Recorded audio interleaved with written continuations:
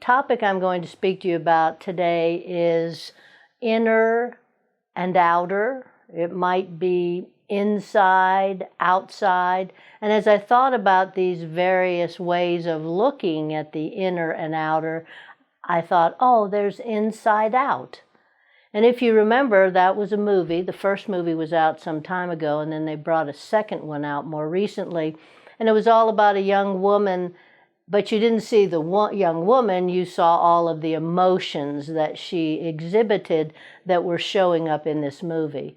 Things like joy, sadness, anger, and there were a couple others too. And then in the second one, they brought in new emotions. And of course, that's what makes up much of our inner life, what we notice. But what I want to talk to you about is, how are you living your life?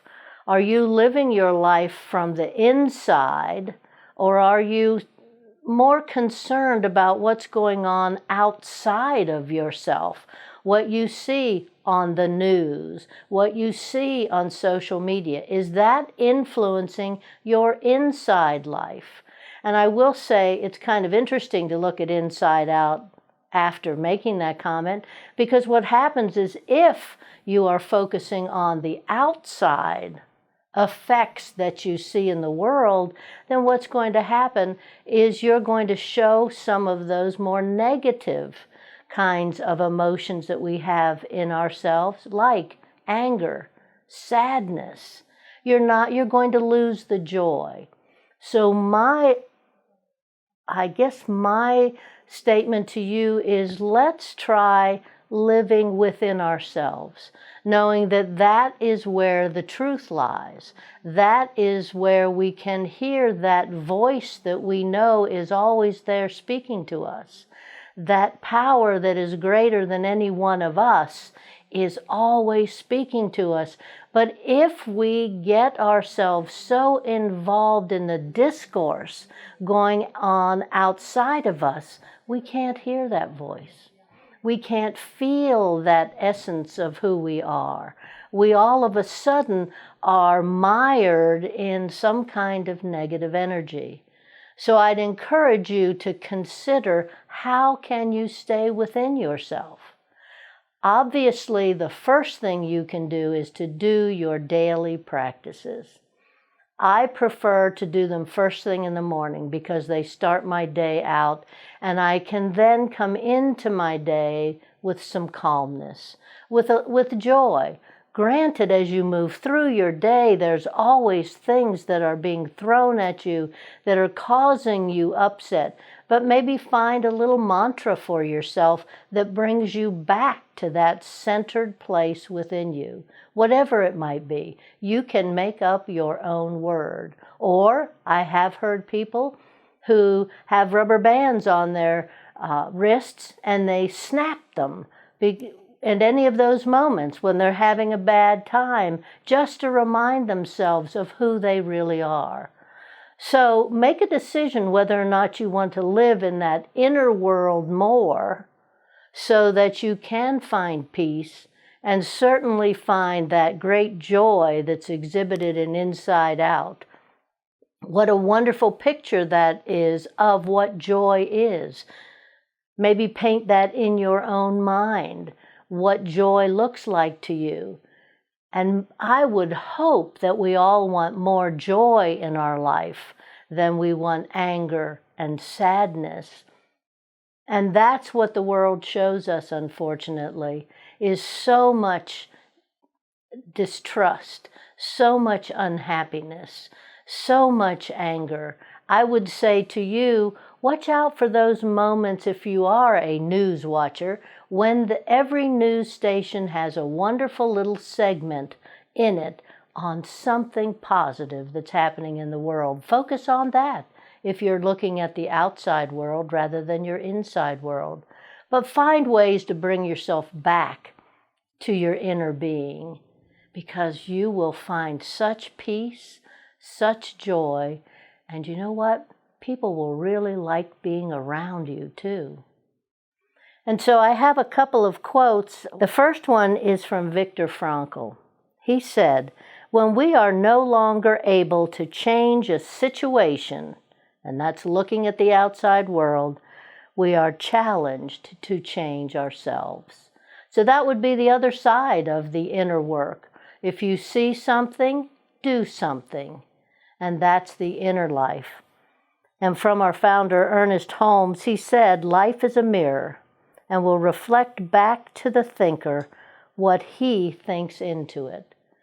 So think carefully about what you are seeing in your mirror and what you're thinking about, because that's who you want to be. You want to be that calm, joyful presence in the world for yourself and for everyone else that you are engaged with. So now take a deep breath and let's go into prayer. I am so aware that God is all there is, no matter what we choose to call that divine being, that power, that source, that oneness. All that we experience is God. As we pause and think about that experience of God, we see God in nature, we see God in each other, we see God within ourselves. And so I know for each one of us that we recognize that God is also very much a part of each one of us. And we can embrace that, and we can know that, and we can step forward with that knowledge. So I am aware right now that each person who is hearing this, and even beyond, who feels that presence of God within themselves, knows that living within themselves, knowing that presence of God that animates them and moves them, that they embrace that. That as they see that discourse going on out in the world that makes them uncomfortable, maybe makes them angry, sad, that they come back into their own home, their own space, knowing that God is all there is, that God has this. And if there's some action that needs to be taken, they take it. But I'm so thankful to know that each person in this universe has the ability to live with God in their life right now. Thank you, Spirit, for the truth of this prayer that God is all there is.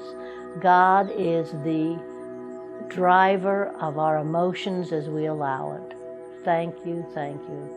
So now I release this prayer into that universal law that always says yes to what we believe. So I let this prayer go and I let it be because I know it is unfolding perfectly right now. And together we say, and so it is. Amen.